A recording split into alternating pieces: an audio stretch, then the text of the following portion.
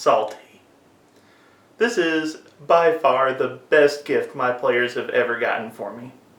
Let's talk about treasure on today's episode of The Local Disaster Tour Guide.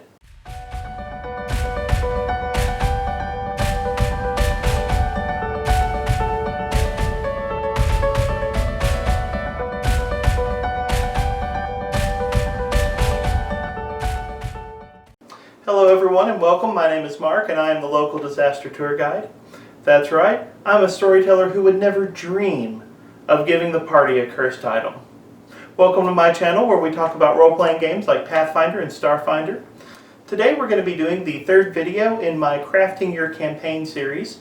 This is a series of videos aimed primarily at new and aspiring DMs who are interested in running their first campaign.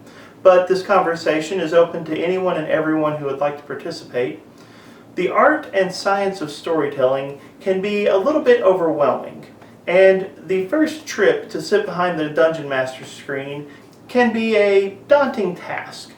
So the goal of these videos is to help new storytellers get a handle on how you take the different pieces of a campaign and fit them together to form a story that your players will enjoy. In the previous videos in the series, we did an overview of the different pieces that storytellers wrestle with, and in the last video we also talked about the storytelling piece of location and how that is used in games. But today we're going to talk about McGuffins. Sorry, I meant to say treasure. Treasure is another critical piece that Dungeon Masters wrestle with, and it is an ever-present piece that storytellers have to consider. From the very first dungeon crawl to the last epic confrontation with the main villain of your campaign, treasure is something that your players are going to find and are going to use as they attempt to make their way through your story. So today we're going to talk a little bit about how to use treasure in your games, and we're going to look at how treasure interacts with some of the other storytelling pieces that you need to consider to help you develop a more well-rounded and engaging story.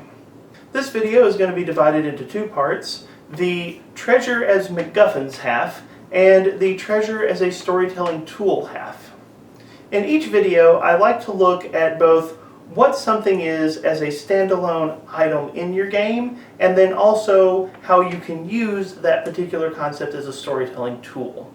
And I think the cultural term McGuffin really captures the dynamic that storytellers have to think about when it comes to using treasure. For those of you who may be unfamiliar with the term, McGuffin is usually a phrase that people throw out to describe any important item in a movie or a TV show or something like that. Commonly, you will hear people refer to the ring in Lord of the Rings as a McGuffin. Now, if I'm being really technical, that is not actually what a McGuffin is. McGuffin doesn't just denote that's an important item. It's actually a phrase to describe a placeholder item. A McGuffin, the way it was originally used in filmmaking, was an item that is there because the plot needs something to be there, but really the item could be anything and the story would remain the same. When we talk about McGuffins, what we're talking about is items that are really interchangeable and the plot doesn't change the slightest. So, the ring in Lord of the Rings, that's not a McGuffin. If you use that ring, it has real impact on the story. A McGuffin looks a little something like this. I need you to deliver this case of diamonds by the end of the week, or I may never see my family again. Or, I need you to deliver this case of rubies by the end of the week, or I may never see my family again. Or, I need you to deliver this collection of rare Pokemon cards by the end of the week, or I may never see my family again. In all three of those examples, the item inside the case didn't matter. By the way, inside that case, those were my favorite gaming dice, so obviously more valuable than any of the actual examples I gave. But in those examples, you'll notice that the item inside the case really didn't matter. The case actually could have been empty. The item was only there to further the plot. That's what a MacGuffin is, and when we start thinking about treasure in role-playing games, one of the things that is helpful to realize, most treasure in role-playing games are McGuffins. That's the truth. The narrative difference between a +1 longsword and a +1 battle axe is basically non-existent. Most of the treasure that is handed out in role-playing games, and especially most of the treasure in fantasy role-playing games, really, it doesn't matter what it is, it just matters that it's there. So when we talk about handling treasure as storytellers, one of the things you need to realize is you don't want to spend too much time on something that is not necessarily narratively important. Most of your treasure is a MacGuffin. As such, you want to manage your treasure in such a way that the narrative of your game is not being interrupted by something that is not that important.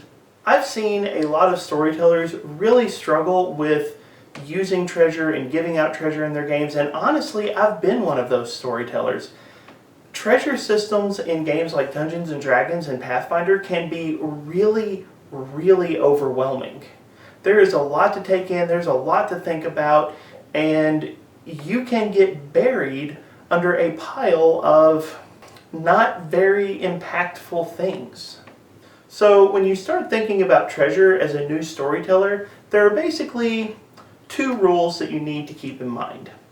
Number 1, make sure you pass out the treasure. And number 2, just make sure that the treasure isn't too powerful. Let's talk about them real quick. Number 1, just make sure you pass out the treasure. So, the most common newbie DM mistake that I have ever seen is not giving out treasure. I have seen this time and time and time again. A lot of new DMs, when they start running games, for some reason they are miserly when it comes to giving out treasure to their players, and it can be really frustrating to sit in a game like that. I have a friend, I love you buddy, I know you're probably going to watch this video at some point. I have a friend who once ran a Dungeons and Dragons game, and we went from level 1 to level 8 with no treasure given to the party. It was an 8-level long slog of me and the other players living in constant frustration because this storyteller wouldn't pass out anything. No coins, no potions, no weapons. Level 1 to level 8, same gear on our character sheet. It was bad. And honestly, I've seen that mistake repeated by many other DMs. In that particular campaign, me and the other players kind of rebelled against the storyteller for a session, and they learned their lesson and started passing out treasure. The game got a lot better after that. But I have seen a lot of new storytellers, for some reason, be extremely reluctant to give out treasure. The thing about a MacGuffin and the thing about treasure is the item itself is not necessarily important to the story, but if it wasn't there, you miss it. It is a necessary piece of the scenery, if you will. Role-playing games, by and large, assume that your characters are going to gather treasure and gather rewards throughout the course of their adventure. So when you have players going through a number of different adventures or a number of different scenarios and not gathering treasure, not finding rewards, it becomes a very frustrating experience. So for the new DMs out there, let me just strongly encourage you, please make sure you're passing out treasure to your players. Don't be stingy, don't be miserly. It creates a very frustrating gaming environment, and your players may rebel on you. As a side note, before we go to rule number 2, you may ask yourself, what about stories where for one reason or another a person's items, treasures, valuables are taken away from them? Let me just go ahead and tell you, that's a good story at low levels. At high levels, your players just hate you. But moving on to our second rule regarding treasure, the next thing that I want you to know as a new storyteller is the trick to handing out treasure is just make sure that the treasure is not too powerful.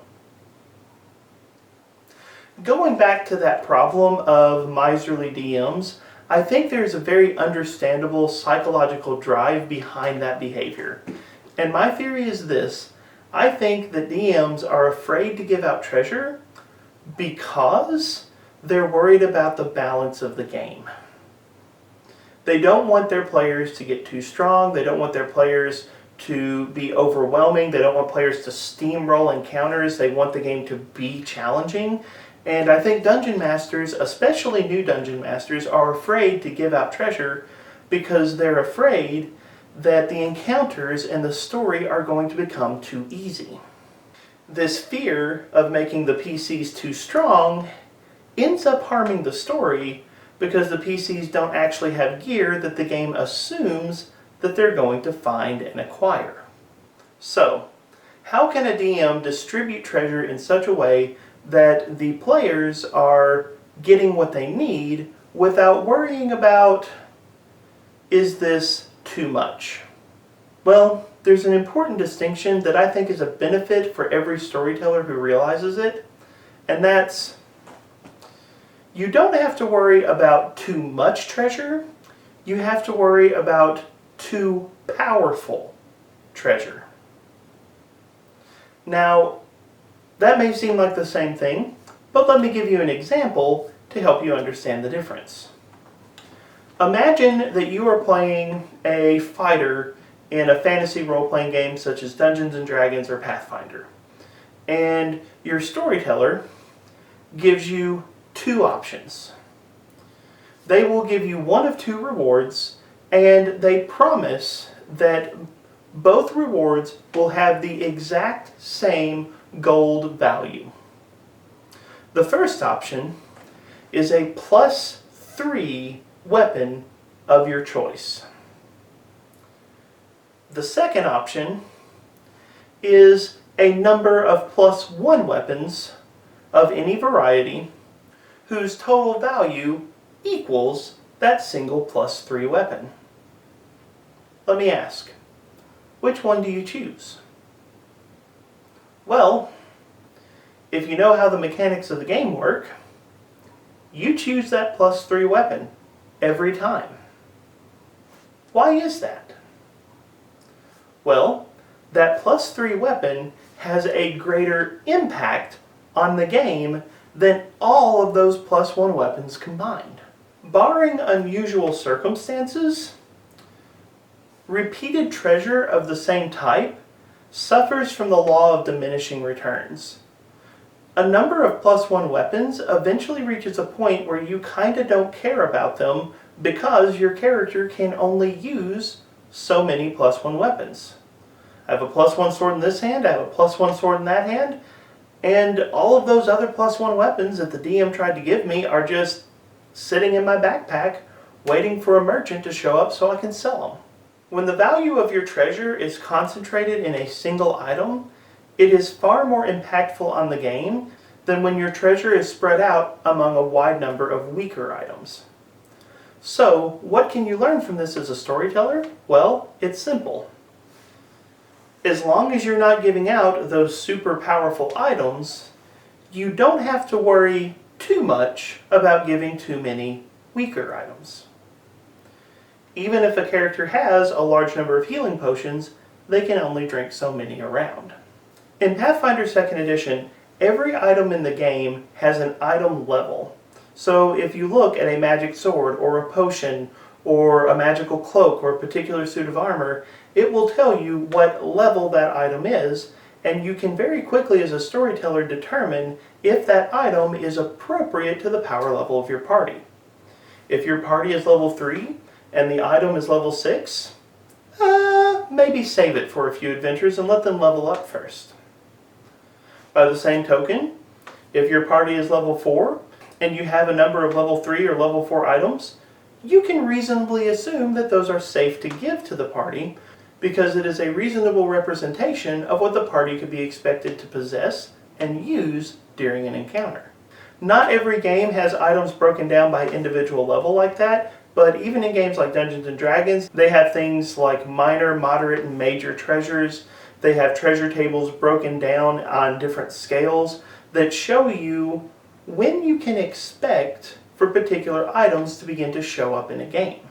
So I know that was kind of a long tangent, but the lesson here is simple. If you are a new storyteller, the main thing you need to know is when you are passing out treasure, just make sure that you're not giving your party things that are more powerful than what the game intends for them to have at this particular point in time.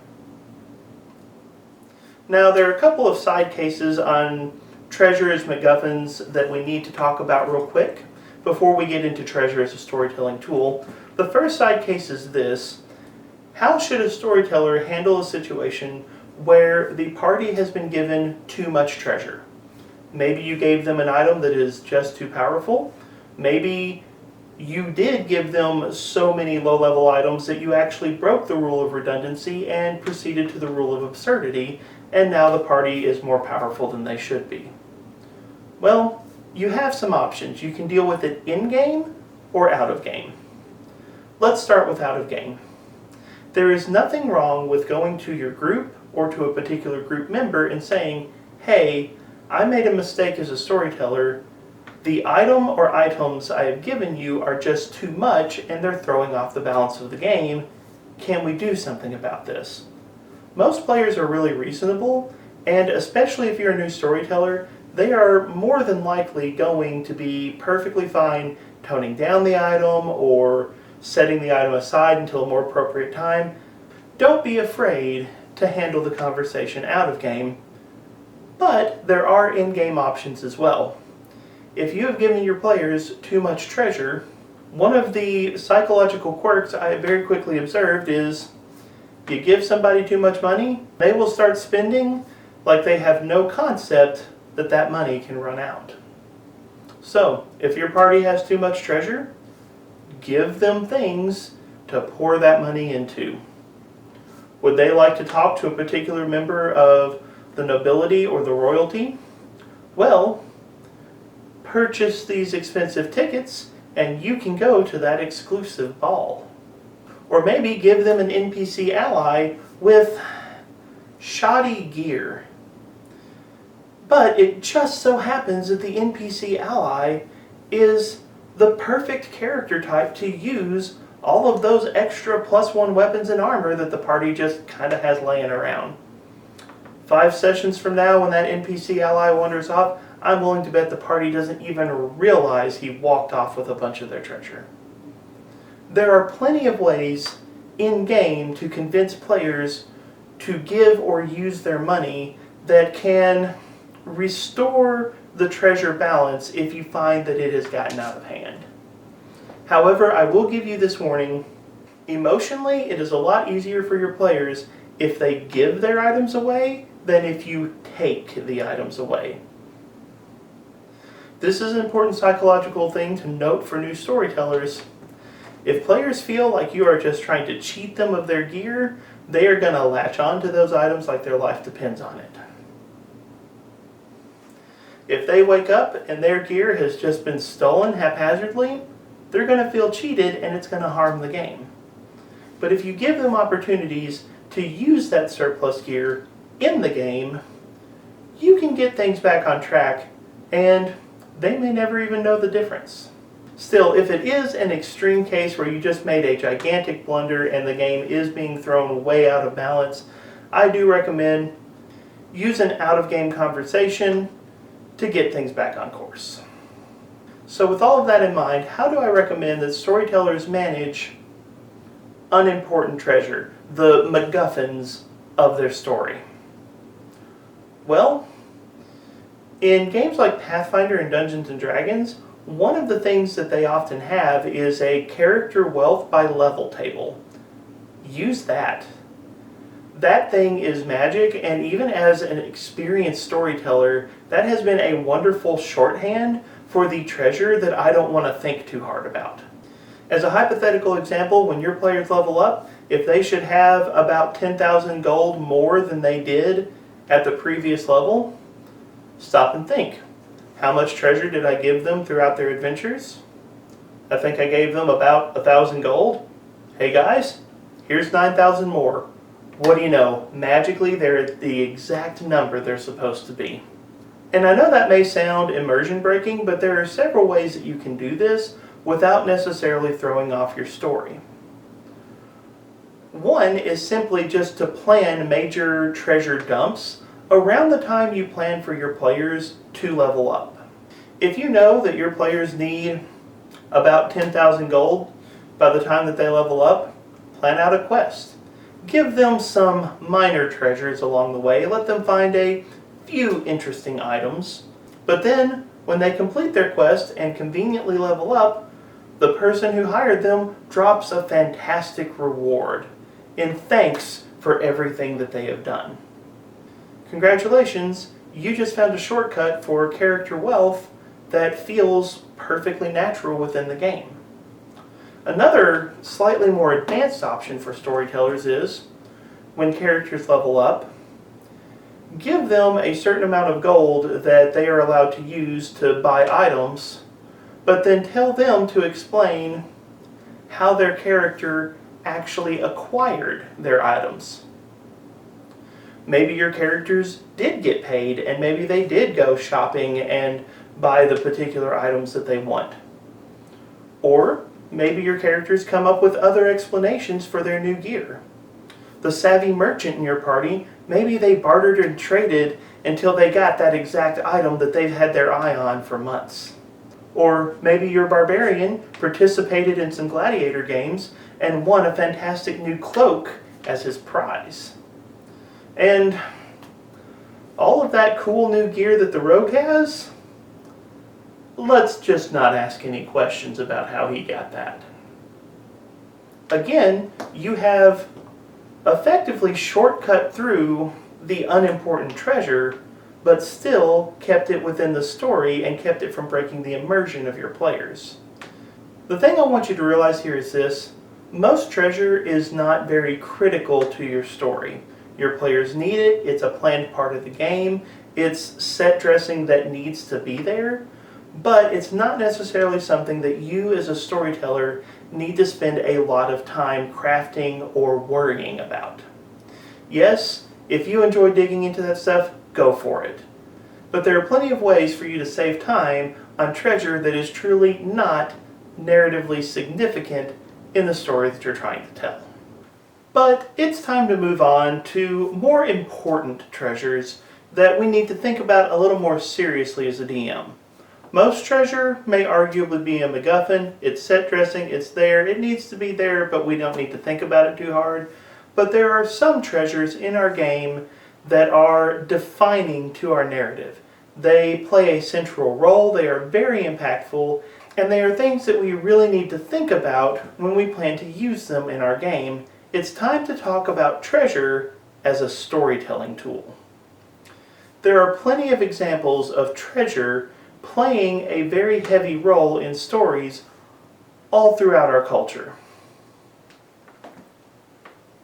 Going back to the ring in Lord of the Rings, that is a fantastic example of a piece of treasure that really changes, drives, and impacts the narrative that it's a part of.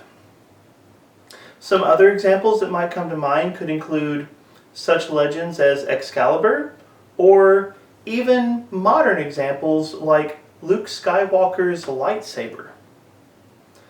Treasure can be defining to your story, so we do want to take some time and think about those treasures that have a powerful impact on our game. What we're going to do for the rest of this video is look at treasure and ask how it can fit together with the 5 other main pieces that storytellers try to wrestle with: location, villains, PCs and PC backstories, style and theme, and your first adventure and finale. So, how can these pieces fit together, and how can we use treasure along with these other pieces to help define our games? In our last video, we talked about location, and we talked about how location can impact treasure. To save time, I'm not going to repeat all of the ideas that we talked about in that game, but we did talk about how location is a question of resources, and location can help define the resources or treasure that a party might receive. But today, what I want to talk about is the question, what if location is the treasure? What about those times where you want to give your players a place to call home? A home base, a secret lair, any kind of location that belongs to the party that they can use to their advantage throughout the story. One of the cool types of treasure that you can actually pass out to your party is to give them different locations in the game.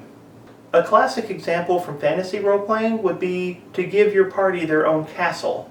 Make them a lord or a lady, give them a castle, give them land that is theirs to manage and to own, that they can use for good or for ill throughout the campaign. Now that's the classic example, but one thing I want to emphasize here is location as treasure does not necessarily have to be a static gift. Imagine a Star Wars or Starfinder game.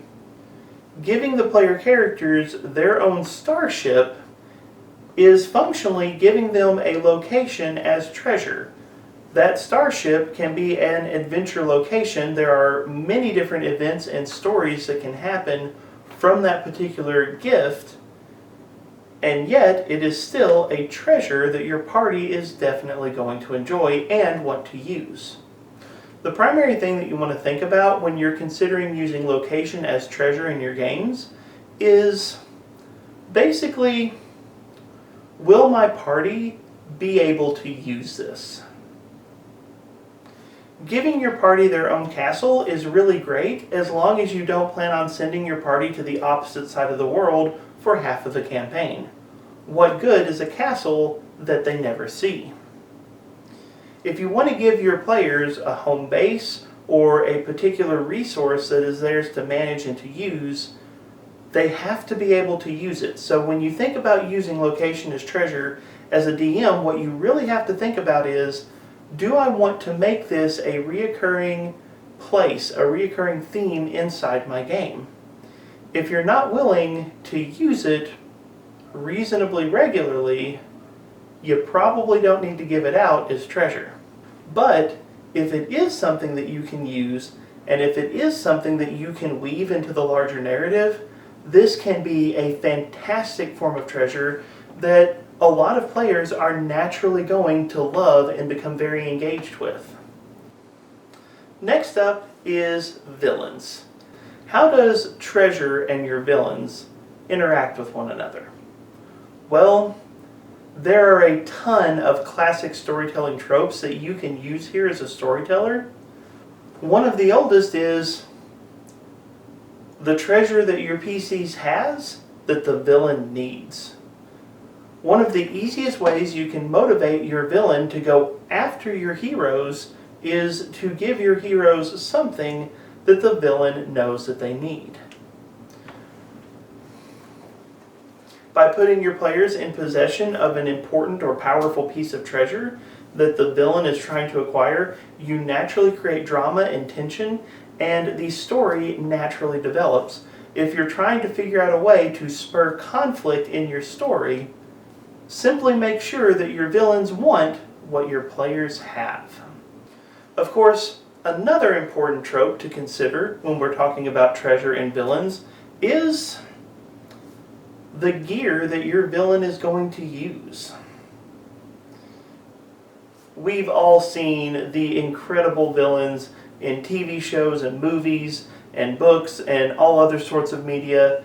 It seems like every villain out there has to have some kind of terrifying weapon that is inordinately impractical, but absolutely amazing to look at. When you're thinking about your villains, ask yourself, what kind of treasure do they have? What kind of resources do they possess that they can bring to bear against your party? I mean, it's only fair if your party is going to use treasure to harm your monsters, you might as well use treasure to harm the party. It's a give and take as a storyteller, really it is. But spend some time asking, what does my villain use? What do their weapons look like? What does their armor look like? What aesthetic do I want my villain to have? You can be really, really creative here. You can take very generic mechanical concepts like a +3 sword, and with a few dramatic descriptors, turn it into a very engaging story and encounter for your players. However, we can dig a little bit deeper here. It's not all art and flair. You can spend time asking, what does your villain treasure? What are the items that are important to your villain? They don't necessarily have to be mechanically powerful, but they can certainly be deeply motivating to your villain. Imagine if one of your players discovered a missing family heirloom that belonged to the villain's parents.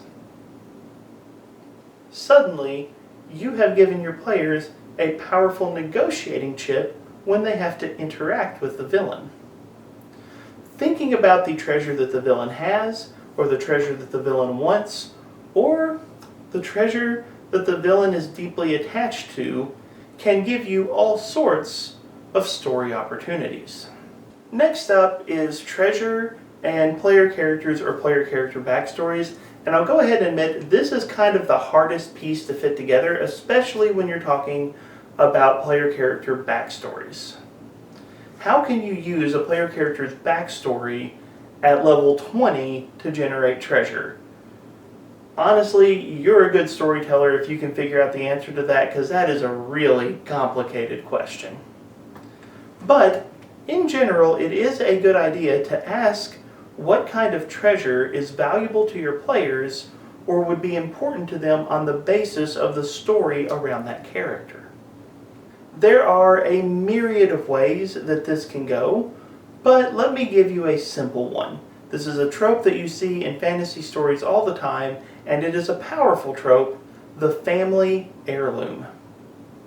Imagine one of your players inheriting something from their parents, from their grandparents, from a sibling, from a estranged aunt or uncle, and when the player begins to interact with that item, they swiftly begin to discover that there is more than meets the eye to what they have inherited.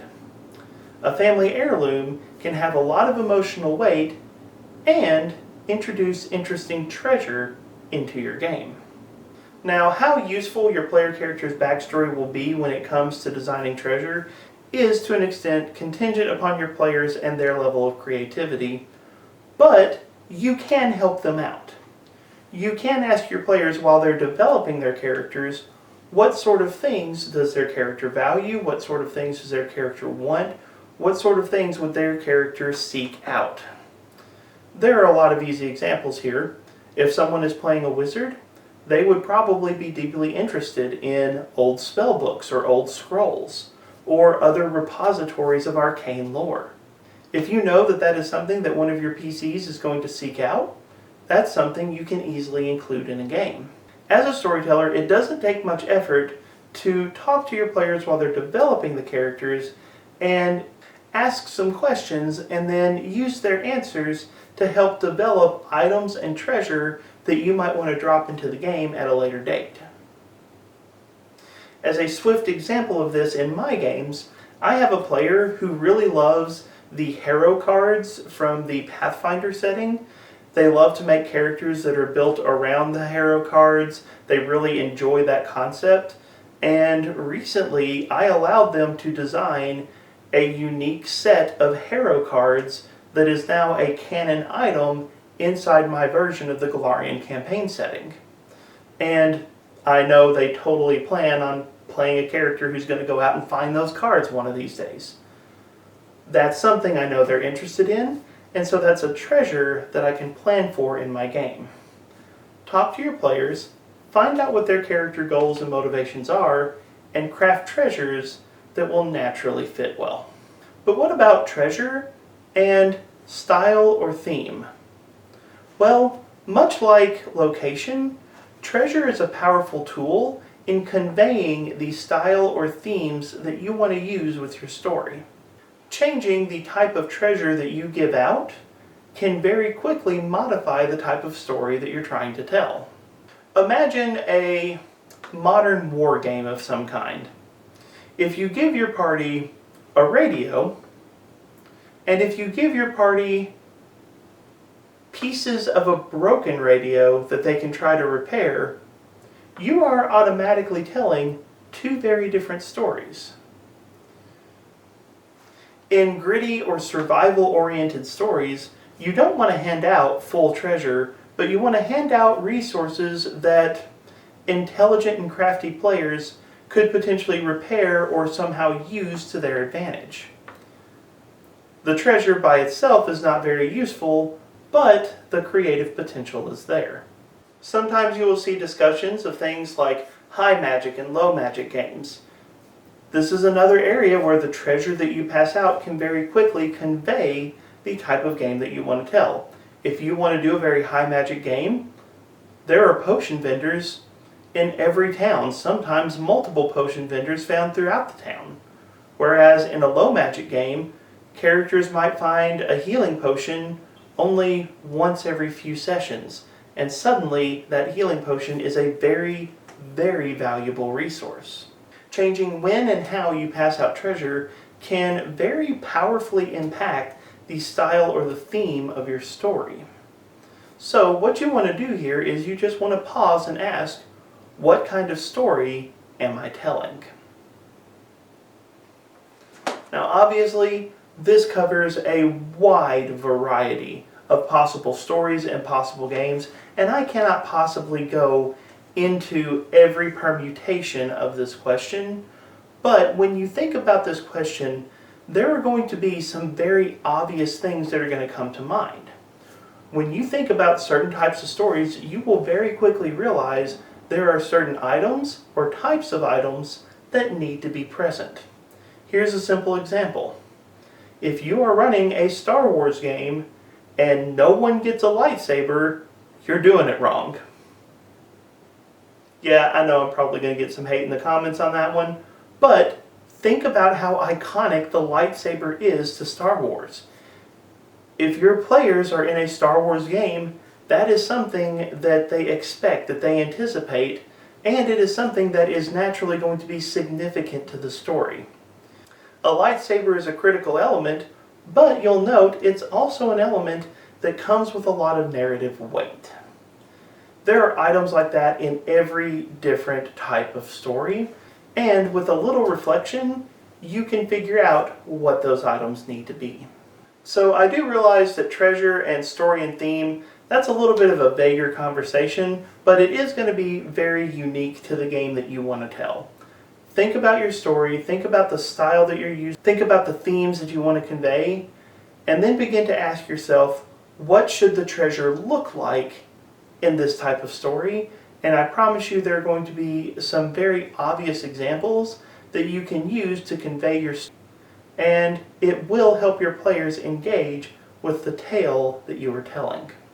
Last but not least, we have what I call the goalposts of storytelling, the first adventure and your finale. As a storyteller, I strongly believe that before you begin telling a new campaign, you really need to ask, what do I want my first adventure to be, and what do I want my finale to be? I think that establishing those 2 points are a very powerful part of crafting a solid campaign. How does treasure play into this? At first glance, treasure and the first adventure, or treasure and the finale, might not seem to be the best fit. For the first adventure, well, it's probably a low-level adventure, which means your players are probably not going to get very much. By the same token, when it comes to the finale, after the finale's over, who cares if your players get any treasure?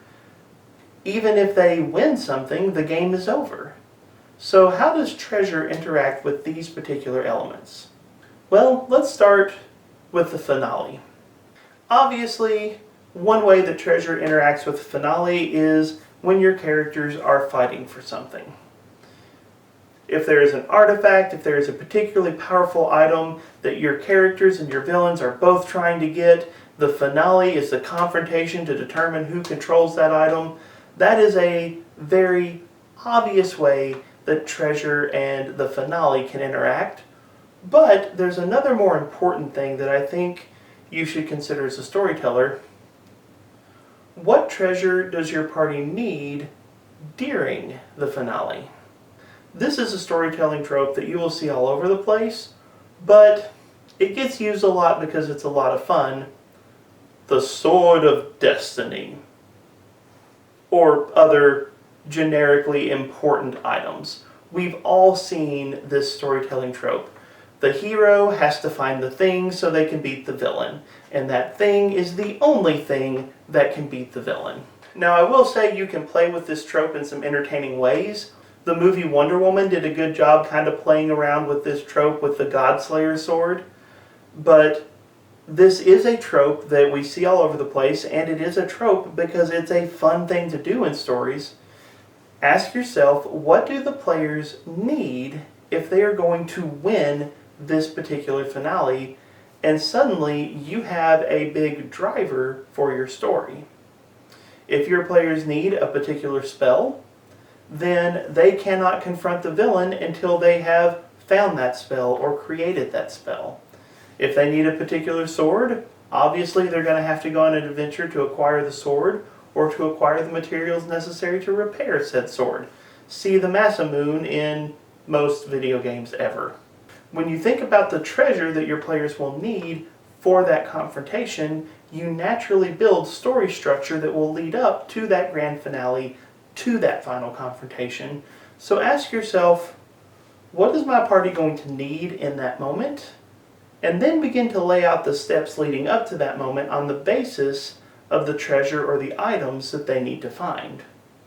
And don't forget, you can subvert this trope just like the movie Wonder Woman did. You can play around with the idea that maybe the party only thinks they need a particular item and later discovers that that item wasn't as strong as they thought it was or was completely unnecessary to begin with. There's a lot of fun you can have with story ideas such as this. But when it comes to the first adventure, there's an even easier storytelling trope that you can use, and I find that this is a very engaging trope that a lot of players love, and that's the mystery item. If you saw my first video in this series, you know that I said that the first adventure needs to be memorable. The first adventure and the finale, they define your campaign, so you want to make sure that first adventure, even if it's not grand in scope, is unique enough and engaging enough that your players are going to remember that first time that all of their characters came together and began their quest. Well, treasures and first adventures are a great way to set up a mystery. Your players clear out the first dungeon, or defeat the first boss, or overcome whatever obstacle it is, and then they find something. Something that they know shouldn't be there. Right now I am running the Age of Ashes campaign for Pathfinder 2nd Edition, and they've actually used this trope kind of well in the first adventure for that campaign. One of the things that my players are finding as they're going through this first adventure is they're discovering a lot of animals that shouldn't be in the country that they're in. They're currently adventuring in a very temperate country, and they're finding a lot of tropical animals, and it's kind of cluing them in to some of the things that are going to be going on later in the story. Now, I know some of my players watch this channel, so I'm not going to say anything else about this particular adventure, But that is a good example of how you as a storyteller can use treasure in your first campaign. Put something in the treasure, in the dungeon, whatever it may be, put something that your players will find that's going to write a mystery. Why is this here? What is it doing? We know it doesn't belong. We need to figure this out. It's a natural plot hook that will pull your characters in and will very quickly help you develop a larger story. So, all of those are just some quick examples of how you can use the concept of treasure as more than just a simple MacGuffin, but as a true narrative driver in your stories. Treasure doesn't just have to be a set piece. It can be a powerful tool for you as a storyteller to engage your players, to involve their characters and their characters' backgrounds with the larger narrative that you're constructing. You can frame a large part of your campaign just by using certain pieces of treasure intelligently. But let me throw the conversation over to you. Do you have any ideas about how storytellers can use treasure as a narrative tool in their games? Leave your thoughts in the comments down below. If you enjoyed this video, like it and share it, subscribe to the channel. I have a lot of different videos that I am contemplating and scripting and working on right now. My group is going to be participating in the Secrets of Magic playtest for Pathfinder 2nd Edition. I haven't done a video on that playtest yet because I haven't actually playtested the classes yet. But after we have a chance to playtest, I am going to come back and give some of my thoughts on those. I'm going to be revisiting my Ranking the Classes videos for Pathfinder 2nd Edition. And of course, there are more videos coming in this series for crafting your campaign. If you have particular topics you would like to add to the Crafting Your Campaign series, please drop that in the comments as well. I would be glad to include those topics in future videos. And here soon, we're going to have a remarkable guest star on this series, so I look forward to them being a part of this conversation. But thank you for joining me, and have a wonderful day.